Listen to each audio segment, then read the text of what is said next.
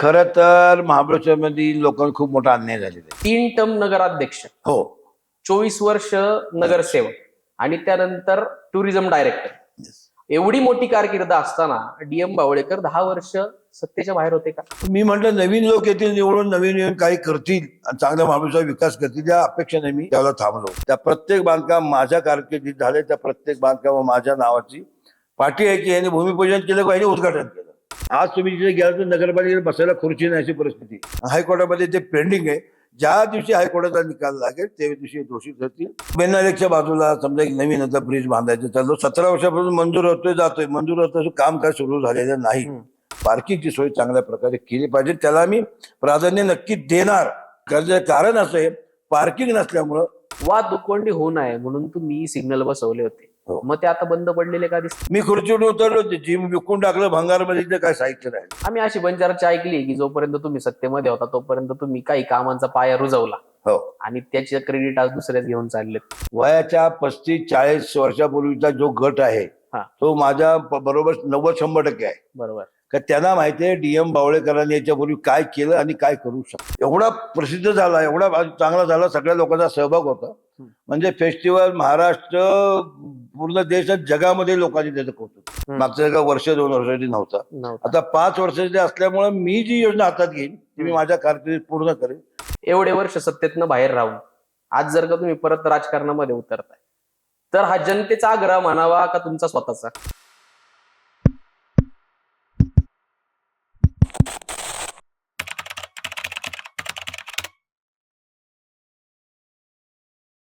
नमस्कार. व्यक्ती आणि विचारच्या या वैचारिक रणांगणामध्ये पुन्हा एकदा तुमचं स्वागत. महाबळेश्वर मधलं अगदी अनुभवी व्यक्तिमत्व डीएम बावळेकर सर आपल्या सोबत आहेत. तर आज आपण त्यांच्यासोबत चर्चा करणार आहोत. सर, मला तुम्हाला पहिल्यांदा विचारायचं आहे की तुमची राजकारणाची जी कारकीर्द आहे त्याची सुरुवात कधीपासून झाली? मी सन 1991-92 सालापासून राजकीय कारकीर्द माझी सुरू झाली. तेव्हापासून नगरपालिकेच्या निवडणुकीला प्रथम उभा राहिलो. पहिल्या वेळेलाच उभा राहिलो आणि पहिल्या वेळेलाच मी निवडणूक जिंकलो. तेव्हापासून माझी सलग 2016 सालापर्यंत मी महाबळेश्वर नगरपालिकेचा नगराध्यक्ष आणि नगरसेवक म्हणून निवडून आलेलो आहे. साधारणतः जर का बघायला गेलं हा. 3 टर्म नगराध्यक्ष, हो 24 वर्ष नगरसेवक आणि त्यानंतर टुरिझम डायरेक्टर. एवढी मोठी कारकीर्द असताना डीएम बावळेकर 10 वर्ष सत्तेच्या बाहेर होते का? नाही, 2016 साली जेव्हा महाबळेश्वर नगरपालिकेच्या निवडणुका जाहीर झाल्या त्यावेळेला मागासवर्गीय आरक्षण इथे होतं नगराध्यक्ष पदासाठी. आणि परत मी त्यावेळेला म्हटलं की आता आपण 24 वर्ष सेवा केलेली आहे, नवीन लोकांना आपण संधी देऊ म्हणून आमच्या आघाडीच्या माध्यमातून काही नगरसेवक उभे केले. समोरच्या पार्टी राष्ट्रवादी काँग्रेसने त्यांचे उमेदवार उभे केले, पण मी निवडणुकीला उभा राहिलो नाही. पण मी म्हटलं नवीन लोक येतील निवडून, नवीन येऊन काही करतील आणि चांगल्या महाबळेश्वर विकास करतील या अपेक्षेने मी त्यावेळेला थांबलो. परंतु अपेक्षा आमच्या फोल झालेल्या आहेत. या 6-7 वर्षामध्ये काही कामं झालेली नाही. हे मला पाहून जरा बरं वाटलं नाही. ह्या मधल्या काळामध्ये ही 10 वर्षाचा जो काळ होता त्याच्यामध्ये महाबळेश्वर मध्ये अशी चर्चा होती की डीएम बावळेकरांनी आता राजकारणात सोडलं. बिलकुल नाही. कारण कसं होतं, मी जरी 16 साली निवडणूक लढलो नाही तर तेव्हापासून माझी जी जनसेवा करायची कार्य चालूच होती. म्हणजे आता मी महाबळेश्वरमध्ये बघा, मी होमिओपॅथीचा कॅम्प 3 महिन्यांनी घेतो. 2,500 ते 3,000 पेशंट येत असतात. महाबळेश्वरची घरपट्टी असू द्या, पाणीपट्टी असू द्या, इतर विषय त्या प्रसंगात आम्ही पुढे येतच होतो. आम्ही मोर्चे काढतच होतो, थांबलो नव्हतो. आणि नगरपालिकेमध्ये बरेच वेळेला ज्या वेळेला नगरपालिकेचे आर्थिक नुकसान होत होतं, नगरपालिकेची कामं व्यवस्थित होत नव्हती, तिथे भ्रष्टाचार होत होता, हे जेव्हा लक्षात आलं तेव्हा आम्ही जिल्हाधिकाऱ्याकडे अनेक वेळा तक्रारी केल्यात. त्या तक्रारीचा पाठपुरावा केला. सदर तक्रारी महाराष्ट्र शासनाकडे गेल्यात. जिल्हाधिकाऱ्यांनी तत्कालीन नगराध्यक्ष त्याच्या पतीला आणि त्यांना दोघांना दोषी ठरवले. महाराष्ट्र शासनाकडे हा प्रस्ताव पेंडिंग आहे, पण नगर विकास मंत्री त्याच्यावर निर्णय घेत नाहीत. जर नगर विकास मंत्र्यांनी जर निर्णय घेतला असता तर ते डिस्क्वालिफाय झाले असते, परंतु त्यांनी घेतला नाही. त्यांनी निर्णय घेतला नाही म्हणून मी हायकोर्टामध्ये गेलो. आमचा सचिन वाघरे आम्ही दोघांनी हायकोर्टामध्ये केसेस दाखल केल्या. ते ऍडमिट झालेलं आहे. जरी हायकोर्टाने आदेश दिले की बाबा 2 महिन्यात तुम्ही याचा निर्णय घ्या, 3 महिन्यात निर्णय घ्या, शासन काय निर्णय घेत नाही.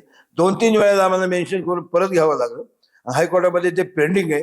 ज्या दिवशी हायकोर्टाचा निकाल लागेल त्या दिवशी दोषी ठरतील, त्यांना नक्की शिक्षा होईल आणि हे नगरसेवक पद यांची रद्द होती, याची मला पूर्ण खात्री आहे.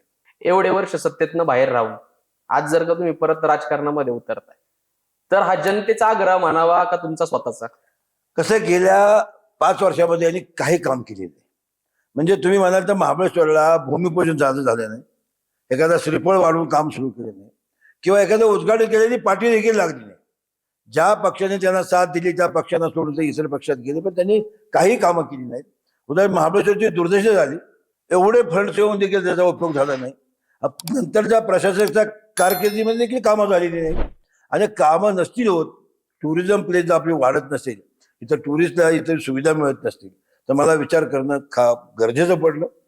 ज्या वेळेला ही निवडणूक डिक्लेअर झाली त्यावेळेला सर्वसाधारण आरक्षण झालं, कारण सर्वसाधारण लोकांसाठी जे आरक्षण होतं त्यावेळेला महाबळेश्वरमध्ये जनतेमध्ये आम्ही बसलो की आपल्याला काहीतरी करून आता नगरपालिकेची पिछाट होत चालली.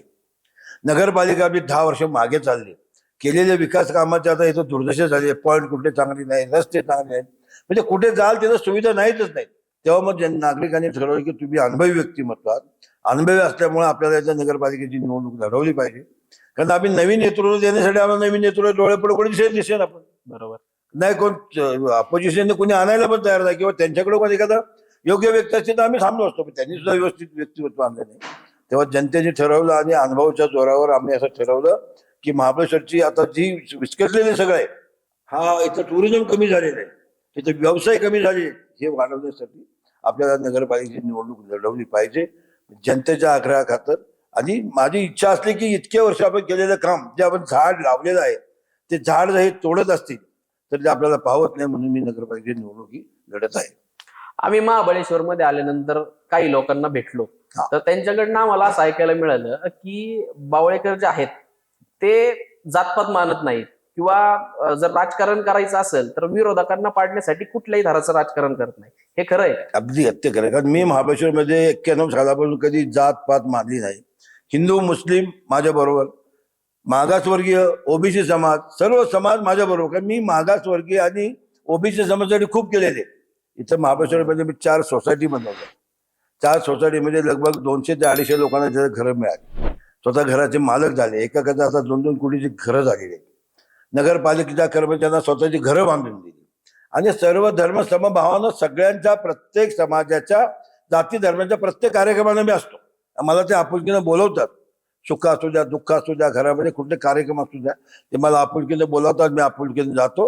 आणि त्यांना देखील मी गेलेला आनंद मिळतो. मला मनापासून आनंद मिळतो की आपण सर्व धर्म, सर्व लोक एकत्र आहोत आणि त्यांच्या माध्यमातूनच आपल्याला इथं समाजसेवा करायची असते. सगळ्यांच्या बरोबर राहिलो म्हणून मी 92 सालापासून कोणालाही न घाबरता महाबळेश्वरच्या राजकारणामध्ये व्यवस्थित महाबळेश्वरची सेवा करत राहिलो.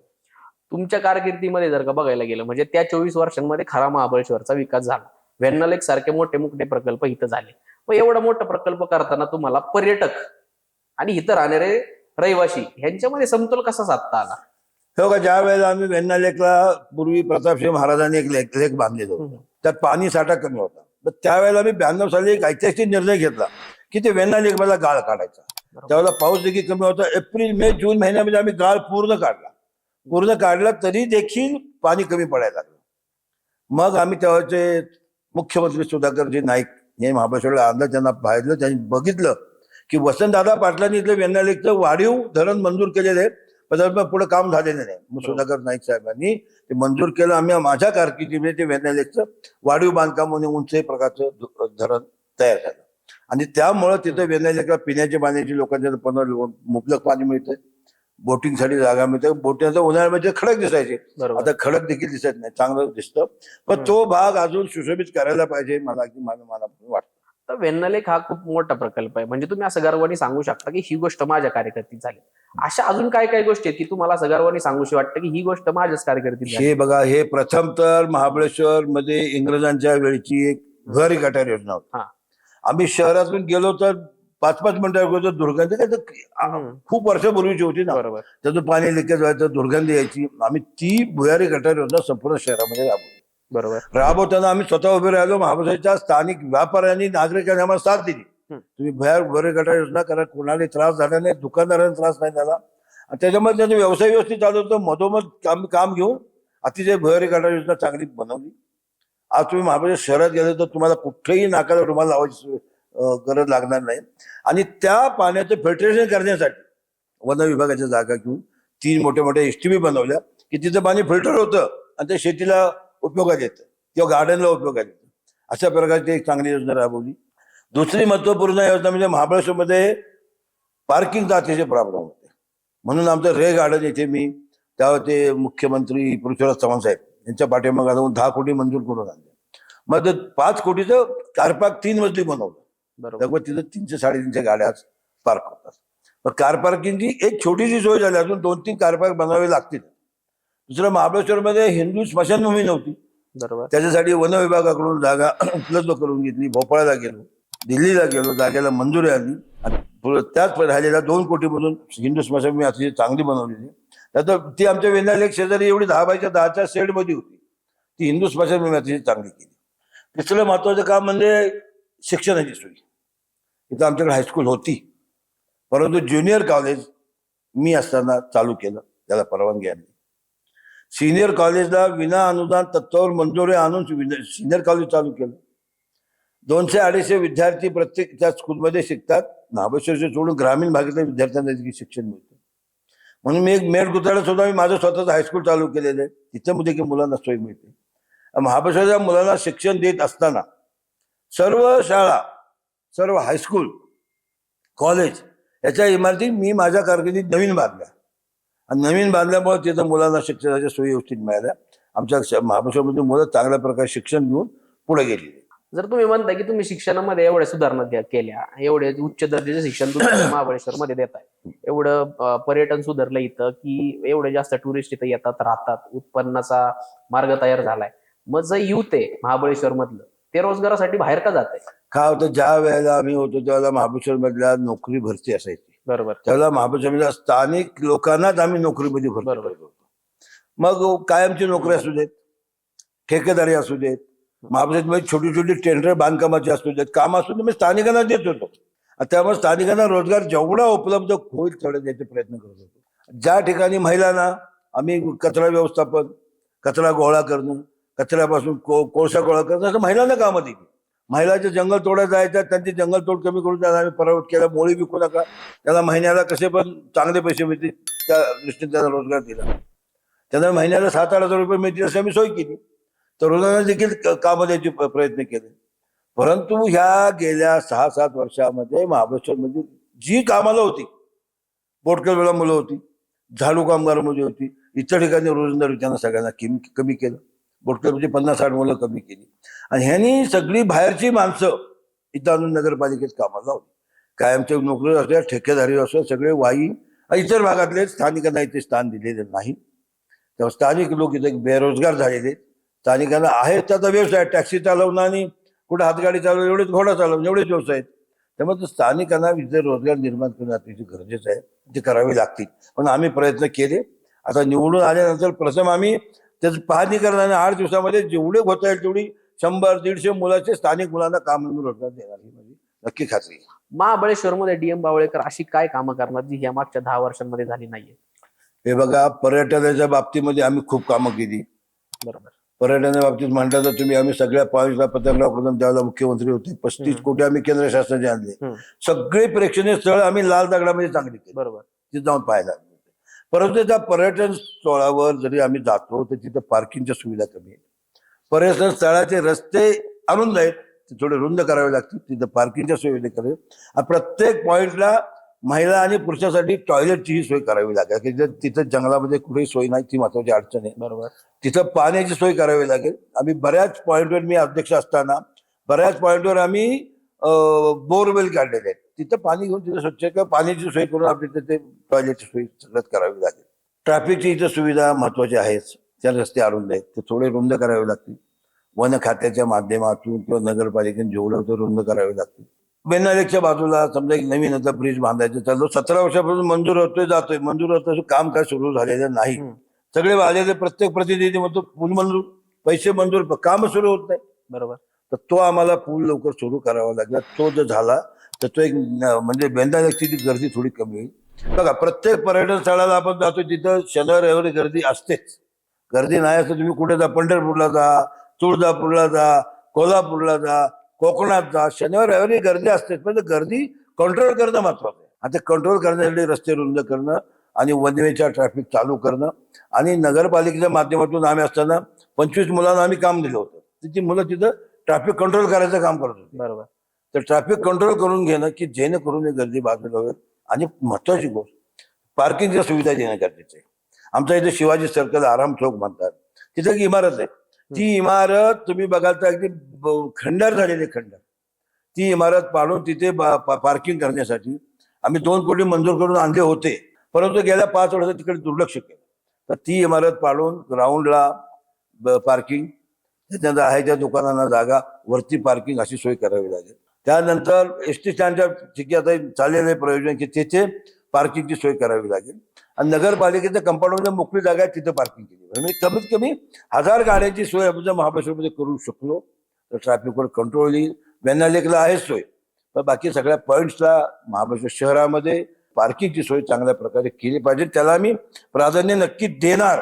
कारण असं आहे, पार्किंग नसल्यामुळं आलेले प्रवासी मार्केटमध्ये जात नाही. बरोबर. आमच्या मार्केटमध्ये न गेल्यामुळे आमच्या व्यावसायिकांचा व्यवसाय होत नाही. गाडी लावतात, गाडी पार्किंगला जागा नसते, निघून जातात, पार्किंग जातात, तिकडे जातात. त्याचे झाले की व्यावसायिक वाढेल, टुरिस्ट मार्केटमध्ये जाईल.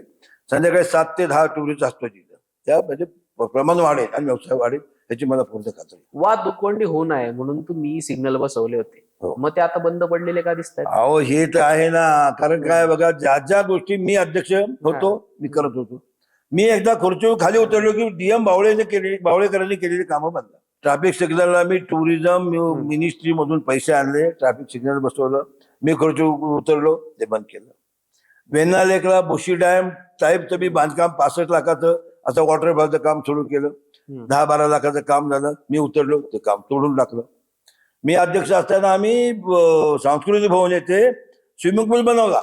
बरोबर. की महाबळेश्वर मधल्या आलेल्या मुलांना, आलेल्या म्हणजे पर्यटकांना, ज्या हॉटेलमध्ये सोय नाही ती तिथे जाऊ शकतात. बरोबर. तरुणांना स्विमिंगला जाऊ शकतात मुलं. तो स्विमिंग पूल मी तयार करून ठेवला होता. तो ह्या लोकांनी चालू केला नाही, तो बंद अवस्थेत आहे. आता परत त्याला तोडून रिपेअर करून चालू करावं लागेल. तुम्ही चालू करणार. दुसरं जिम चालू केलं होतं तिथे. जिमला आम्ही सगळं साहित्य आणलं होतं. 100-150 मुलांनी जिम मध्ये फायदा घेत होती सकाळ संध्याकाळ. महिला पण जात होत्या. मग मुलींसाठी आम्ही वेगळा टाइम दिला होता. मी खुर्चीवर उतरलो, जिम विकून टाकलं, भंगारमध्ये काय साहित्य राहिलं. म्हणजे ज्या ज्या गोष्टी आम्ही चांगल्या करत राहिलो त्याचं आम्ही नसताना त्यांनी काय, माझं नाव होतं. आज तुम्ही महाबळेश्वरमध्ये तुम्ही पाहाल तर मी गर्वानं सांगू शकतो, जेवढ्या इमारती झाल्या, जेवढ्या, मग कुठली इमारत घ्या, शाळेची घ्या, पार्किंग घ्या, स्मशानभूमी घ्या, किंवा छोटे मोठे काय कामं असतील, टॉयलेट ब्लॉक घ्या, समाज मंदिर घ्या, त्या प्रत्येक बांधकाम माझ्या कारकिर्दीत झाले. त्या प्रत्येक बांधकाम माझ्या नावाची पाठी आहे की यांनी भूमिपूजन केलं का यांनी उद्घाटन केलं. तसं ह्याने एखादं दाखवलं ह्याच्या अध्यक्षपदाच्या कारकिर्दीत कुणी काय केलं का, हे करणं गरजेचं होतं, करावं लागेल. म्हणून ही उमेद आपण ठेवतोय. आम्ही अशी पण चर्चा ऐकली की जोपर्यंत तुम्ही सत्तेमध्ये होता तोपर्यंत तुम्ही काही कामांचा पाया रुजवला, हो, आणि त्याचे क्रेडिट आज दुसरेच घेऊन चालले. ते साहजिक आहे का, आपण असताना सुरू करतो. आता आम्ही गव्हर्नमेंट, मी शासनाकडून खूप मोठी मोठी अनुदान आणू शकतो, आणली का. महाबळेश्वर नगरपालिकेचा आर्थिक तेवढी परिस्थिती चांगली सुरुवातीला नव्हती, आता हळूहळू वाढत झाली. पूर्वी नगरपालिकेचं आमचं बजेट 1 कोटीचं होतं ज्यावेळेस 91-92ला, ते आता बजेट 40-45 कोटीकडे गेलेलं आहे. फक्त त्या पैशामध्ये इथल्या सुविधा देऊ शकत नाही, म्हणून शासनाकडून, केंद्र शासनाकडून मोठे मोठे फंड आणून ती कामं करावी लागली, ती केली. महाबळेश्वर जर का बघायला गेलं तर उपमुख्यमंत्र्यांचं गाव आहे. मग ह्याच्यामध्ये जर का वाहतुकीचा किंवा रस्त्यांची दुरावस्था असे प्रश्न का बघायला मिळत आहेत? हे बघा, असं आहे की खरं पाहिलं तर उपमुख्य असो, मुख्यमंत्री असू दे, मुख्यमंत्री किंवा मंत्री असतो किंवा स्थानिक प्रतिनिधी असतो, प्रत्येकाची इच्छाशक्ती लागते. बरोबर आहे. आणि त्यांच्याकडे पाठपुरावा करावा लागतो. कोणी आपले मंत्री असतील त्याच्या मागे आपल्याला 10 वेळा जावं लागतं, मंत्र्याला जाऊन त्या फाईल्स आपल्याला करून घ्याव्या लागतात, तर कुठे मंजुरी मिळते. ते लोक जरी प्रतिनिधी येतात तिथं आश्वासन देऊन जातात, पण त्यांनी दिलेला शब्द खरं करून घ्यायचं काम आपलं असतं. की बाबा मग त्यांनी शब्द दिलाय, पाठपुरावा करा, त्यांच्याकडे जा, त्यांची कामं मंजूर करा, मंजूर करून ते पैसे घेऊन येईपर्यंत आपल्याला प्रयत्न करावे लागतात. तेव्हा त्यांनी पाहिलेलं आहे तर काय दादा करता येते, चांगली गोष्ट. आता तुम्ही बघायला गेलं म्हणजे महाबळेश्वर मध्ये नाही, महाराष्ट्रामध्ये नाही, पूर्ण देशामध्ये देशाचं भविष्य हा असतो युवक. बरोबर. आणि युवकांच्या अपेक्षा असतात की एक युवा चेहरा असावा, किंवा आता तुमच्या विचारसरणीमध्ये आणि युवकांच्या विचारसरणीमध्ये थोडासा फरक पडणार. मग तो समतोल कसा राखणार तुम्ही? हे बघा, आता मी फिरतोय प्रचारासाठी. वयाच्या 35-40 वर्षापूर्वीचा जो गट आहे तो माझ्या बरोबर 90-100% आहे. बरोबर. का त्यांना माहिती आहे DM बावळेकरांनी याच्यापूर्वी काय केलं आणि काय करू शकतो. तरुण मुलांना हे अनुभव नाही, पण तरुण मुलं जे माझ्या काळात जे शिक्षण घेत होती त्यांना माहिती आहे की या स्कूलमध्ये कार्यक्रमाला यायचो, मी क्रिकेट सामन्याचं उद्घाटन करायला जायचो, स्कूलमधल्या सांस्कृतिक कार्यक्रम, स्कूलच्या सगळ्या कार्यक्रमांना जात होतो. हा एवढं की त्या मुलांची माझी विचाराची देवाणघेवाण होत नाही, पण त्यांचे क्रिकेटचे जेव्हा सामने भरवतात मी सहकार्य करत असतो. ते सार्वजनिक कार्यक्रम येतात, नवरात्र असू द्या, गणेश उत्सव असू द्या, तरुण मेळ्याचे कार्यक्रम असू द्या, त्यावेळेला माझा त्यांना सहकार्य 100% असतं. त्यावेळेला त्यांच्याबरोबर असतात. आणि जी मुलं महाबळेश्वर मधली आहेत असे अनेक मुलं आहेत की त्यांना शिक्षणासाठी बाहेर गावाला जायचंय, बरोबर, त्यांना माझं पूर्ण सहकार्य असतं. मुंबईला पुण्याला एखाद्या कॉलेजमध्ये ज्याला ऍडमिशन मिळत नाही, मी फोन करून सांगतो माझ्या ओळखी सगळीकडे आहे, त्यामुळे त्यांना ऍडमिशन घेऊन देतो. इव्हन जॉबसाठी देखील आम्ही प्रयत्न करतो. IT सेक्टरमध्ये पुण्याला आमची किती मुलं आहेत, कमीत कमी आमच्या भागातील 2-3 मुलं असतील. प्रत्येक म्हणजे ज्या मुलाला गरज लागते त्याला सोडवण्याचा आम्ही प्रयत्न करतो, त्याला जॉबला लावायचा प्रयत्न करतो. आणि मग त्यांना आर्थिक जर काय अडचण असेल तर त्यांना बँकाची कर्ज घेऊन आर्थिक मदत द्यायचा प्रयत्न करतो. ती तरुण मुलांना आम्ही सहकार्य करतो. आणि आता तरुण मुलांना देखील कळायला लागले की कोण काम करू शकतो, त्यामुळे त्यांच्या माझ्या विचारामध्ये कधी फरक पडणार नाही. तेव्हा तरुण आम्ही बसतो, आम्ही तरुणच म्हणतो. आम्ही अनुभव, आणि मी इतक्या 40 वर्षाच्या अनुभवामध्ये, म्हणजे मी नगरपालिकेत 24 वर्ष नगराध्यक्ष काम केलं, 15 वर्ष नोकरी केली नगरपालिकेत. त्या 40 वर्षामध्ये आमचा अनुभव आहे आमच्या पाठी. त्यामुळे तरुणाशी आम्ही बसून उठून हसत खेळत राहत असतो. त्यांचे प्रश्न माझ्याकडे आले तर मी सोडवतो, सोडवलेले आहेत. सोडवे नेते खात्री असल्यामुळे तरुणांच्या माझ्यामध्ये अंतर असेल असं मला काही वाटत नाही, आणि अंतर येणारही नाही. महाबळेश्वर भविष्य सुधारण्यासाठी तुमच्याकडे काय उपाययोजना आहेत? तेव्हा महाबळेश्वरचं असं आहे, त्याचा पर्यटनाच्या बाबतीमध्ये तुम्ही जर पाहिलं तर पार्किंगचा हा विषय आहे, सोडवावाच लागेल. ट्रॅफिकचा विषय तो सोडवावा लागेल. महाबळेश्वरमध्ये नवीन नवीन आकर्षण निर्माण करावं लागेल की जे टुरिस्ट येतील, आलेल्या टुरिस्टना इथं काही नवीन आपल्याला. आम्ही काय स्थानिकांसाठी खूप केले, पर्यटकांसाठी प्रेक्षणीय स्थळ चांगली केली. तर पर्यटन बुशी डॅम सारखं आपल्या वेण्णालेकचा तो डॅम करणे की ज्यांनी पावसाळी पर्यटन इथं वाढ, म्हणजे आलेल्या लोकांना गार्डन चांगली बनवणं, की गार्डन बनवलं, गार्डन मध्ये लोकांना फिरू शकतात का, इथं ग्रीनरी आहे, हवा चांगली आहे, सगळ्या ह्याच्यासाठी लोक येतात. आणि स्वच्छ महाबळेश्वर ठेवावं लागतं, कारण मी स्वच्छतेच्या बाबतीमध्ये मला महाराष्ट्रामध्ये आम्हाला पहिला नंबर मिळाला आहे स्वच्छता अभियान. स्वच्छताच्या बाबतीत आज नगराध्यक्ष असताना महाबळेश्वर फेस्टिवल केला होता, एवढा प्रसिद्ध झाला, एवढा चांगला झाला, सगळ्या लोकांचा सहभाग होता. म्हणजे फेस्टिवल महाराष्ट्र, पूर्ण देश, जगामध्ये लोकांनी त्याचं कौतुक केलं. ते महाबळेश्वर फेस्टिवल प्रत्येक वर्षाला करायचं माझं म्हणणं की फेस्टिवलला करावंच लागेल, की जेणेकरून आलेल्या पर्यटकांना आणि इथल्या स्थानिकांना रोजगार मिळेल, पर्यटकांना संधी चांगली. अशा म्हणजे फेस्टिवल केल्याशिवाय उपयोग नाही, ज्यांनी प्रसिद्धी होऊ शकते. नवीन नवीन आपल्याला काहीतरी पर्यटनासाठी करावं लागेल. आम्ही सांस्कृतिक भवन होतो, आम्ही त्यावेळेला मागे स्नोवर्ल्ड करायचं ठरवलं होतं, स्नोवर्ल्ड झाला नाही. नगरपालिकेच्या कामाला कुठल्या 2-3 वर्ष जातात, पण आता नशिबानं पंचवार्षिक आहे, म्हणजे नगराध्यक्ष 5 वर्षासाठी आहे. मागच्या एका 1-2 वर्षासाठी नव्हता, आता 5 वर्षासाठी असल्यामुळे मी जी योजना हातात घेईन ती मी माझ्या कारकिर्दीत पूर्ण करेन याची खात्री आहे. टुरिझमसाठी काम करणार, युवकांसाठी काम करणार, युवतीसाठी काम करणार, महाबळेश्वरच्या व्यापाऱ्यांसाठी रोजगार कसा वाढायचा प्रयत्न करा, आणि पर्यटक कसे वाढतील, पर्यटक कसे समाधानी राहतील यासाठी प्रयत्न नक्की करत. आता निवडणुका तोंडावरती आहेत, मग तुम्ही युवकांना आणि मतदारांना काय आव्हान द्याल? हेच की हे आपलं जे महाबळेश्वर आहे याची कसं पर्यटन वाढ केली पाहिजे, व्यवसाय कसे वाढवले पाहिजे, तर महाबळेश्वरचं रक्षण कसं केलं पाहिजे. बरोबर, की या 7-8 वर्षामध्ये तुम्ही जर आला तर बघा, एक रस्ता चांगला नाही, सगळीकडे धूळ धूळ धूळ धूळ, कुठं सुविधा नाहीत, त्या सुविधा चांगल्या द्यावी लागतील. आणि लोकांना खात्री आहे की हा नगराध्यक्ष झाल्यावर काही नाही काय काम करतो. आम्ही आतापर्यंत असताना प्रत्येक वेळेला आम्ही झोकून देऊन कामं केलेली आहेत. महाबळेश्वरच्या तरुणांना घ्या किंवा वयस्कर माणसांना घ्या, त्यांना माहिती आहे ह्या व्यक्तीला आपण नगराध्यक्ष निवडून दिल्यानंतर महाबळेश्वर नक्की विकास करतील, कामं चांगली करतील. आज तुम्ही जिथे गेला तर नगरपालिकेत बसायला खुर्ची नाही अशी परिस्थिती.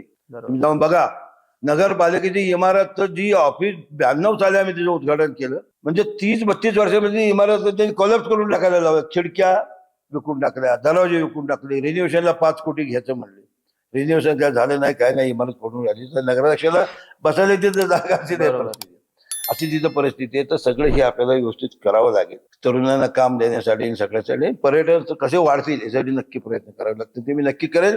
लोकांना खात्री आहे काय करू शकतो, आणि त्या विश्वासाने लोक मला नक्की त्यावेळेला निवडून देण्याची मला पूर्ण खात्री आहे. कारण मी ज्या वेळेला लोकांच्या दरवाज्यात जातो, लोक सांगतात आपल्याला खरंच ते करायला पाहिजे, तुम्ही उभे राहिले तर खूप चांगलं झालं, आमचं तुम्हाला पूर्ण सहकार्य, ते सहकार्य राहणार. महाबळेश्वर मधल्या काही लोकांसाठी तुम्ही राहण्यासाठी जागा उपलब्ध करून देताय, आम्ही काय प्रकार येतो? तिथे 4 सोसायटीनं जागा आम्ही दिल्यात, त्यांनी घरं पण बांधली. आता गेल्या 2012 साली महाबळेश्वरचा डीपी झाला, हा. नगरपालिकेचा डेव्हलपमेंट प्लॅन मंजूर झाला. हम्म. आणि त्याच्यामध्ये आम्ही 26 एकर जागेवर आरक्षण ठेवलं की जिथं बेघर लोकांना किंवा स्थानिक जनता कमी उत्पन्न गटातली लोक ज्यांना खरंच जागा नाही राहिला, तर दाट वस्तीत आपण गेलो, समजा स्कूल मोला, गवळी माला, कोळेआळी किंवा अशा दाट वस्ती आहेत, तिथे गेलो आपण ना, रामगड अशा ठिकाणी छोट्या छोट्या घराच्यामध्ये लोक राहतात. बरोबर. तर त्यांना आपल्याला घरासाठी जागा उपलब्ध करून देणं गरजेचं आहे. म्हणून आम्ही आरक्षण ठेवलं होतं. पण त्या आरक्षित जागा त्यांनी 5 वर्षात ताब्यात घेतल्याच नाही. जागा आहे, गव्हर्नमेंटकडून फक्त घ्यायचे, ती जागा घेऊन जे गरजू आहेत ते कमीत कमी 500 ते 1000 लोकांना आपण स्थानिकांना घरं देण्याचा प्रयत्न करू, ही माझी 100% खात्री आहे. जर महाबळेश्वरनी सत्ता परत तुमच्या हातात दिली तर तुम्ही काय उपाययोजना राबवणार? आता खरं तर महाबळेश्वरमध्ये लोकांना खूप मोठा अन्याय झालेला आहे. बरोबर. स्थानिक नागरिकांचा एवढा अन्याय झालाय, घरपट्टी लोकांची 350 400 पट केली, पाणीपट्टी 150-200 पट केलेली आहे. स्थानिकांना व्यवसाय कमी आणि टॅक्सेस जादा आहे, तर 2 महिन्याच्या आतमध्ये ती घरपट्टी कमी करणार, पाणीपट्टी कमी करणार, स्थानिकांना पुढे श्वास ठेवायला जागा देणार की व्यवसाय चालू करण्याची मदत करणार. बरोबर. आणि जे टुरिस्ट येतात त्यांच्यासाठी तुम्ही काय असे टुरिझमचे किंवा आकर्षणाचे अजून काही वाढवणार आहेत का? अशा अनेक योजना आहेत. कारण कसं आहे की जरी महाराष्ट्रामध्ये आपल्याला इथे फंड्स आणावे लागतात, आमची स्थानिक आघाडी आहे, माझी लोकमित्र जनसेवा आघाडी आहे, ही 2000 सालापासून आहे. पण त्याच्यामध्ये आमच्या सर्व पक्षाचे लोक नगरसेवक पदाला उभे असतात, म्हणजे एका पक्षाचे नसतात. त्यामुळं राज्यामध्ये किंवा केंद्रामध्ये जे सरकार आहे ते सरकार त्यांना महाबळेश्वरला निधी द्यायचा असतो, मुख्यमंत्र्यांना द्यायचा असतो, पंतप्रधानांना द्यायचा असतो, सर्व मंत्र्यांना द्यायचा असतो. आम्ही त्यांच्याकडे पाठपुरावा करतो. सगळ्यांचं प्रेम महाबळेश्वर, कारण महाबळेश्वर एक महाराष्ट्राचं नंदनवन आहे. बरोबर. त्यासाठी सगळे आम्हाला मदत करतात की आम्ही, म्हणून त्यामुळे कुठला पक्षी आम्ही राजकारण नसताना स्थानिक आघाडी, सर्व पक्षाचे लोक, इथले जे विचार करून चांगलं काम करणाऱ्या लोकांना एकत्र घेऊन आम्ही निवडणूक लढवतो. त्याला आम्ही प्रत्येक वेळेला महाबळेश्वरची जनता साथ देते आणि त्यात आम्ही यशस्वी होतो. म्हणजे थोडक्यात असं बघता येईल की तुम्ही पक्षाचं नाही, तुम्ही विकासाचं राजकारण करा. अगदी नाही का, विकासाचं राजकारण काय, पक्ष करून नाही उपयोग. एक पक्ष असेल तर बाकीचे पक्ष नाराज होतात, तर काय करायचं? आपलं सर्व जनतेचा उमेदवार, सर्व पक्षाचा उमेदवार आणि जनसेवा करणारा, विकास करणारा उमेदवार म्हणून आम्ही आमची निवडणूक लढवत असतो. तुमच्या बोलण्यावर मला असं जाणवतंय की महाबळेश्वरचं जर का भविष्य धोक्यात घालायचं नसेल तर एक अनुभवी हातामध्ये नेतृत्व देणं गरजेचं आहे. तर मला असं वाटतं की सगळे मतदार तुम्हाला मत देतील आणि तुमचा नक्कीच विजय होईल. तुम्ही आम्हाला वेळ दिला त्यामुळे धन्यवाद आणि तुमच्या पुढील वाटचालीत शुभेच्छा. धन्यवाद. धन्यवाद.